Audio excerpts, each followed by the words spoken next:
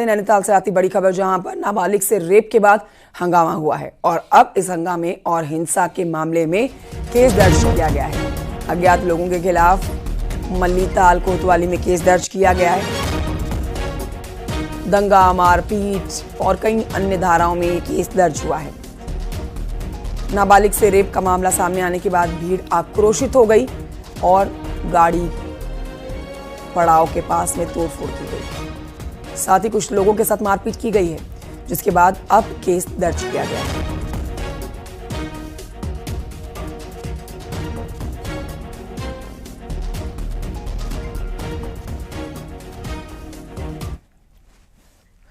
उधर नैनीताल में 12 साल की बच्ची के साथ हुए रेप के मामले में सीएम धामी ने सख्त रुख दिखाया है। सीएम धामी ने कहा है कि अपराधियों को किसी कीमत पर बख्शा नहीं जाएगा। नैनीताल और उधम सिंह नगर की घटनाओं पर सीएम धामी ने कड़ी कार्रवाई करने के निर्देश दिए हैं। साथ ही कहा है कि नैनीताल में पीड़ित और उनके परिवार को सुरक्षा मुहैया कराया जाएगा। सीएम धामी ने कहा है कि हमारी सरकार पीड़िता के साथ मजबूती के साथ खड़ी है। सोशल मीडिया पर अफवाह फैलाने वालों के खिलाफ कड़ी कार्रवाई की जाएगी। सीएम ने कहा है कि वेरिफिकेशन अभियान तेज कर दिया गया है। उत्तराखंड की अस्मिता से छेड़छाड़ बर्दाश्त नहीं होगी।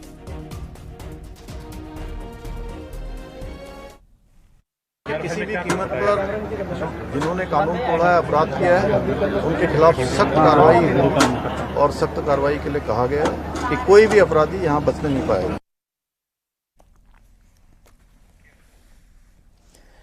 क्या नैनीताल में एक और आंदोलन की तैयारी है? फिर ऐसे संकेत मिलने लगे हैं, इसलिए सवाल उठ रहा है। डेमोग्राफी बदलने की चिंता के बीच में कुछ संगठनों के बीच बड़ी बैठक की चर्चा तेज हुई है।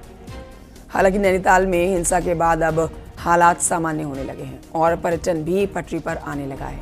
बावजूद इसके हिंदूवादी संगठन जल्द कुछ नया ऐलान कर सकता है। आपको बता देते हैं कि नैनीताल में नाबालिग से उस्मान नाम के एक शख्स ने बलात्कार किया और इसके बाद शहर के लोगों में उबाल है, गुस्सा है, आक्रोश है।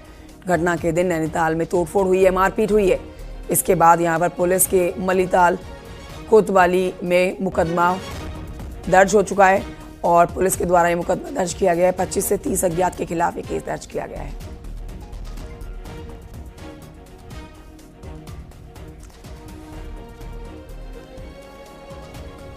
वीरेंद्र बिष्ट हमारे साथ लाइव इस पर और जानकारी के साथ जुड़े हुए हैं। सीधे रुख करेंगे वीरेंद्र की तरफ। वीरेंद्र, ये एक बहुत बड़ा सवाल बन गया है और आप कह सकते हैं इससे प्रदेश सरकार की चिंता जरूर बढ़ने वाली है।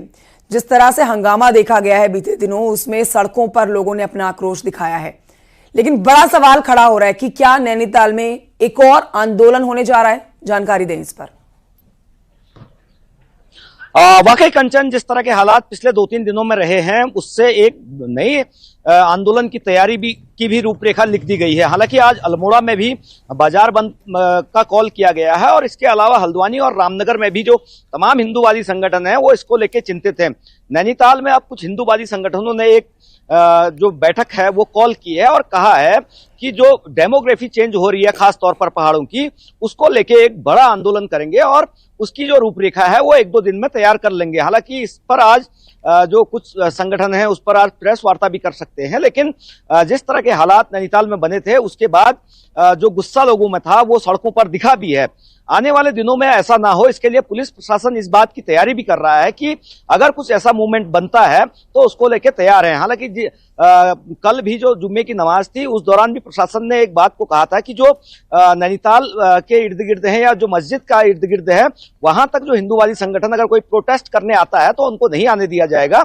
लेकिन हिंदूवादी संगठनों ने जो बैरिकेटिंग है वो तोड़ा है और उसके बाद जो कोतवाली या आईजी ऑफिस है वहां तक वो लोग पहुंच गए थे।